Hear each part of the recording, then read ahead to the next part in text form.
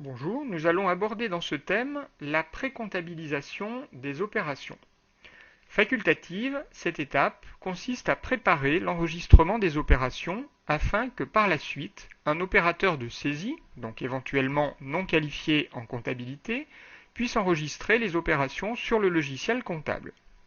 Cette précomptabilisation peut être effectuée en utilisant deux supports, soit les tickets comptables, soit un bordereau de saisie. Commençons par décrire les tickets comptables. Ces tickets comptables sont des espèces de papillons, souvent autocollants, qui peuvent être complétés, comme nous allons le voir dans l'exemple suivant. Le 14 mars, nous recevons la facture numéro 4638 de la société Publistar pour la réalisation d'un publipostage à destination de ses clients. 375 €. Le 17 mars, nous envoyons le chèque à Publistar en paiement de la facture précédente. Notre ticket comptable aura l'allure suivante. Donc le premier ticket sera le ticket numéro 1.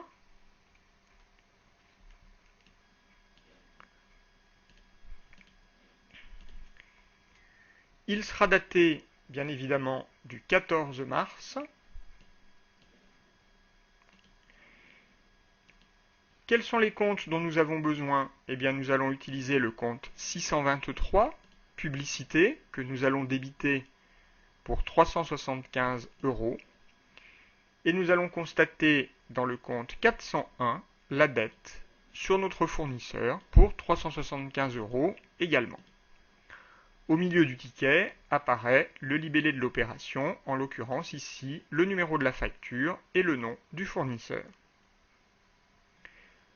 Pour l'opération du 17 mars, nous allons compléter un deuxième ticket comptable où nous allons constater le paiement des 375 € par chèque bancaire.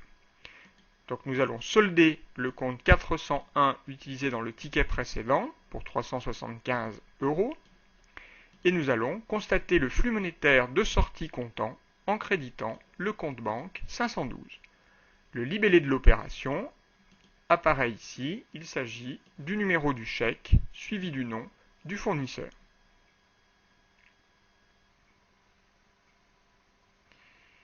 Toutes les opérations pourront être donc précomptabilisées de cette manière-là. L'autre option est d'utiliser un bordereau de saisie. Ainsi, les opérations de l'exemple précédent pourront apparaître ainsi dans le bordereau de saisie. La première écriture prendra cette forme-là. Donc nous allons indiquer ici, dans la dernière colonne, si le compte est débité ou crédité. Et de la même manière, le paiement du 17 mars pourra être comptabilisé de la manière suivante. Donc dans un bordereau de saisie, les opérations seront enregistrées les unes en dessous des autres.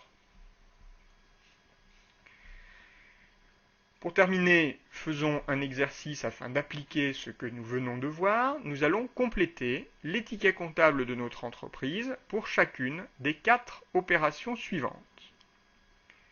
Première opération, le 13 octobre, réception de la facture numéro 324 575 de la société Calortop pour l'entretien de la chaudière, 564 €. Nous supposerons qu'il n'y a pas de TVA en guise de simplification.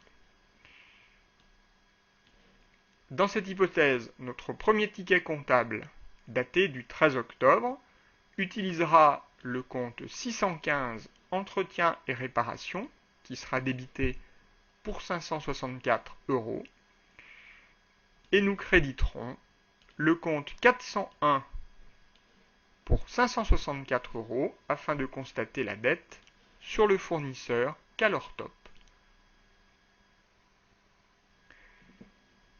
Deuxième opération, le 16 octobre, acquisition d'un nouveau bureau pour la secrétaire, 1800 €, facture numéro 547 902 de la société Imo Service.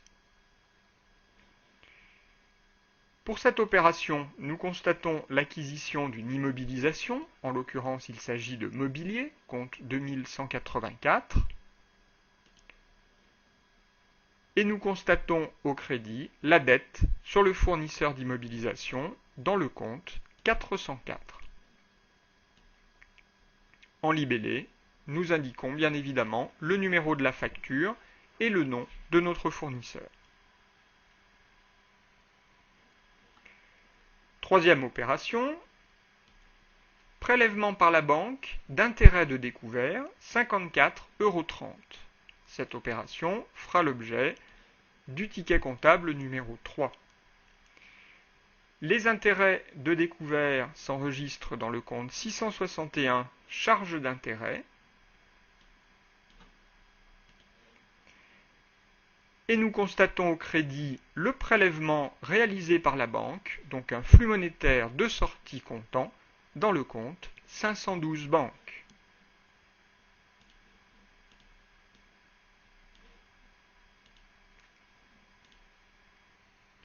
Enfin, dernière opération, un achat de timbres fiscaux payés en espèces 75 €, pièce de caisse numéro 538. Cette opération sera enregistrée dans le ticket comptable numéro 4, plus précisément dans le compte 6354 droits d'enregistrement et de timbre, et nous constaterons au crédit le paiement en espèces dans le compte 530 caisse. En libellé apparaîtra le numéro de la pièce de caisse.